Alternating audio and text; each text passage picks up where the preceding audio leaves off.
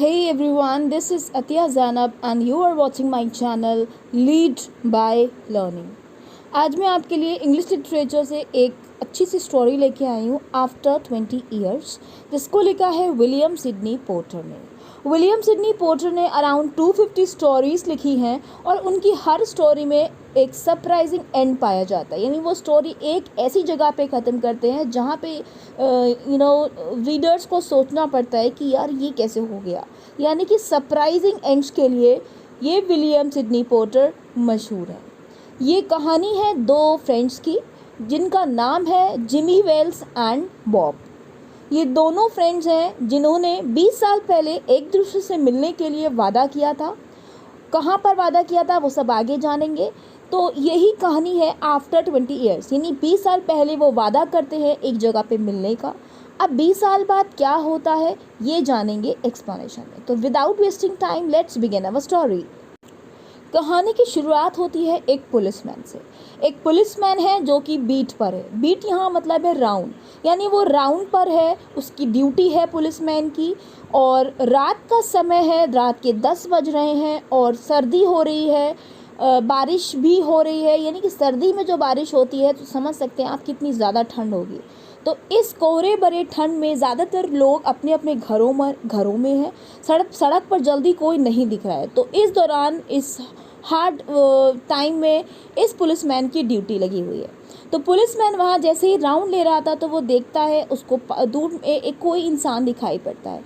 उस इंसान के मुंह में एक सिगार है, सिगरेट है। तो वो जैसे देखता है उसके पास जाता है। एक्चुअली ये जो सिगार मैन है यही है बॉब, जो कि अपनी फ्रेंड जिमी वेल्स का वेट कर रहा है। तो ये पुलिसमैन उस सिगार मैन यानी कि बॉब के पास जाता है।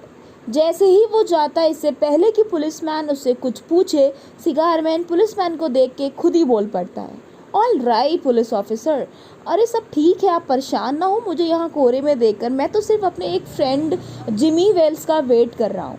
एक्चुअली आपको हंसी आएगी सुनकर कि 20 साल पहले हम दोनों ने वादा किया था कि एक रेस्टोरेंट बिग जो ब्रांडीज़, इसका नाम है बिग जो ब्रांडीज़ रेस्टोरेंट में उन लोगों ने 20 साल पहले डिनर किया था और दोनों ने एक दूसरे से वादा किया था कि इसी रेस्टोरेंट में 20 साल बाद हम दोनों एक दूसरे से मिलेंगे। कोई कितना भी बिजी हो, 20 साल बाद सेम डे हम लोग यहाँ पे मिलेंगे रात के 10 बजे। बस मैं इसी वजह से अपने फ्रेंड जिमी वेल्स का वेट कर रहा हूँ। और ये कहते ही उस सिगार मैन ने अपनी सिगार जलाई। नहीं, अभी तक वो सिगरेट नहीं जलाया हुआ था, अब उसने सिगरेट जलाई। जैसे ही वो सिगरेट जलाता है तो पुलिसमैन नोटिस करता है कि ये कोई छोटा मोटा इंसान नहीं है। उसका जो स्कार्फ पिन था, जो मफलर वो पहना हुआ था, उसके स्कार्फ पिन में ही डायमंड लगा हुआ था। तो वो सोच सकता है, पुलिसमैन समझ गया यहाँ से कि ये कोई बड़ा जाना पहचाना इंसान है। तो यानी कि वो फाइनेंशियली बहुत स्ट्रांग था। कौन? बॉब, जो कि अपने फ्रेंड जिमी वेल्स का वेट कर रहा था। सिगार को जलाकर अपनी बात को कंटिन्यू करता है ये बॉब और अब बताता है कि जब मैं 18 साल का था तो जिमी 20 साल का था। मतलब हम दोनों में 2 साल का गैप है। जिमी मुझसे 2 साल बड़ा है। हम दोनों ने उस वक्त डिसाइड किया कि हम दोनों अपना अपना करियर बनाने के लिए एक दूसरे से अलग हो जाते हैं। तो मैं चला गया था वेस्ट अपना करियर बनाने और जिमी जो है वो यहीं रह गया, यानी न्यूयॉर्क में रह गया। यानी ये स्टोरी जो बताई जा रही है, जो सीन है वो है न्यूयॉर्क का। तो वो बॉब कहता है कि मैं वेस्ट चला गया, जबकि मेरा फ्रेंड जिमी वेल्स इसी न्यूयॉर्क में है और हमने वादा किया था कि हम 20 साल बाद मिलेंगे। पुलिसमैन से और बातें वो बताने लगता है अपने फ्रेंड की कि आपको पता है मेरा जो फ्रेंड है ना, बहुत ही वफ़ादार फ्रेंड है। मैं उस पर ब्लाइंडली ट्रस्ट कर सकता हूँ। और वो अपने लाइफस्टाइल के बारे में बताने लगता है कि मैं वहाँ जो गया, मैंने वहाँ पे बहुत मेहनत करी, बहुत ज़्यादा मैंने स्ट्रगल किया और अब जाके मैं फाइनेंशियली बहुत स्ट्रॉन्ग हूँ। तो जैसे ही वो अपनी घड़ी निकालता है और देखता है टाइम क्या हुआ है, क्योंकि 10 बजे की अपॉइंटमेंट थी, तो उसको पुलिसमैन नोटिस करता है कि भाई उसके स्कार्फ पिन में तो डायमंड था, जबकि उसकी घड़ी में भी डायमंड्स लगा हुआ है। तो वो देख के कहता है कि लगता है तुमने वेस्ट में बहुत कमाया है। तो बॉब जवाब देता है कि हाँ बिल्कुल, और मुझे लगता है कि बॉब ने भी इतना आधा तो कमा ही लिया होगा न्यूयॉर्क में रहकर। तो और भी वो अपने वहाँ के स्टाइल के बारे में, वेस्ट के स्टाइल के बारे में, अपने वहाँ पे कितना महंगा जीवन वो वहाँ जी रहा था, इस सब के बारे में भी वो बताता है पुलिसमैन को। तो अब पुलिसमैन कहता है कि ठीक है, अच्छा तुम ऐसा करो, वेट करो, मैं चलता हूँ, आगे का दौरा लेता हूँ, या मुझे आगे भी राउंड लगाना है। तो पुलिसमैन कहता है उससे कि तुम यहाँ जब तक तुम्हारा फ्रेंड नहीं आएगा तो क्या तुम तब तक वेट करोगे? तो उसको जवाब देता है बॉब कि देखो 10 बजे का अपॉइंटमेंट था, मैं आधे घंटे उसको और दूंगा, हो सकता है वो किसी काम में फंस गया हो, तो मैं आधे घंटे और देख लेता हूँ कि शायद वो आए।